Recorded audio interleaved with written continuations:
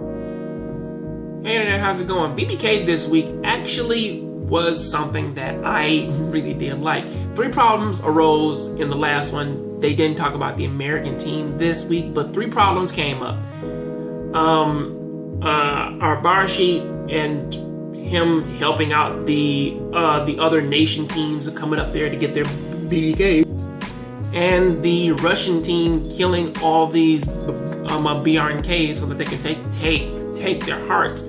And it really got me because it's like, with all those hearts, that doesn't mean that you can have an army, because who's gonna pilot all those things? I mean, like, if you need 5 people to pilot one, I really don't get that. But a bigger chunk of this episode was focused on the Russian team and the fight between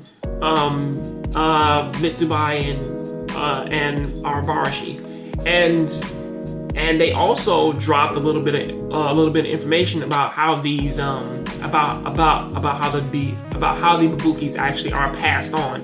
I believe that the second that the parent has a child, or has a child that actually has the ability to actually inherit the weapon, then the second that they're born, they pretty much lose all of their magical power.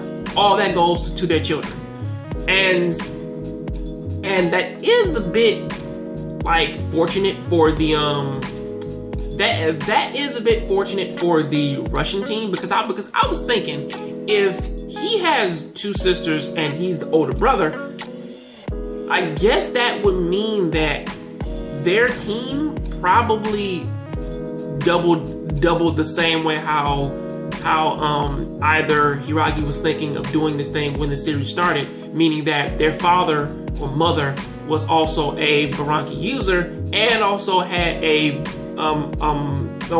they had a Buranki heart, and also and one of them and they each had their own Bubuki. So I believe that's kind of how they used theirs, and it was powerful enough to where that they both just worked in tandem.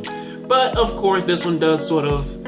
But then, of course, we do learn the real problem of this episode. And the fact is that their brother, the Russian older guy's brother, like 2 Russian twins, older brother, he wants to take Treasure Island, drop it on Russia, and in the process of that, murder all these people. Then use his brand new BBK to rise up and take over the world and shit like that. You know, normal world domination shit. And of course, one sister says, yeah, that's not good. So he tries to either incapacitate her or some shit. And of course, Ozma shows up, beats his ass, and saves his sister and says, listen, don't worry about it, we got this under control. Hiragi even gets the whole thing of saying, why is it that why didn't she bring his father with him to Treasure Island? And she fucking told him he didn't have any power. Why in the fuck would I drag a guy like up here to fight gigantic robots and fucking fight monsters when honestly really he has a family to take care of? So why in the fuck would I do that? Well, now she didn't specifically say that, but that's something that crossed my mind. It was like, why would he do that when he knows that he has a son and a wife to take care of? And honestly, at that time, 16 years ago, it's like the fights were already over. So why the fuck would he come with her? That really doesn't make any sense, unless he had feelings for her and she just said, no, I like somebody else. I'm about to take this man up here with me, and we're gonna start a family.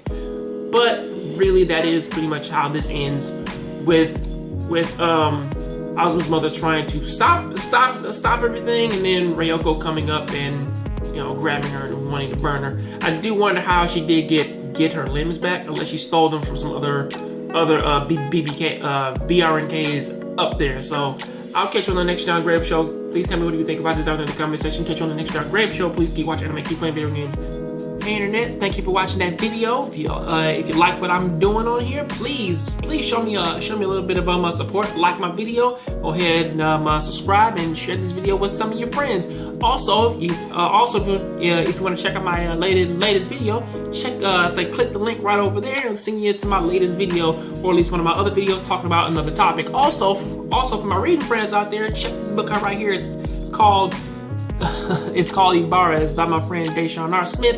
And honestly, yes, I know that this thing, man, is pretty much a fucking Bible, but hey, it has a lot of love, care, and a whole bunch of like enthusiastic shit in here. So yeah, go ahead and check that out. I'll see you next time.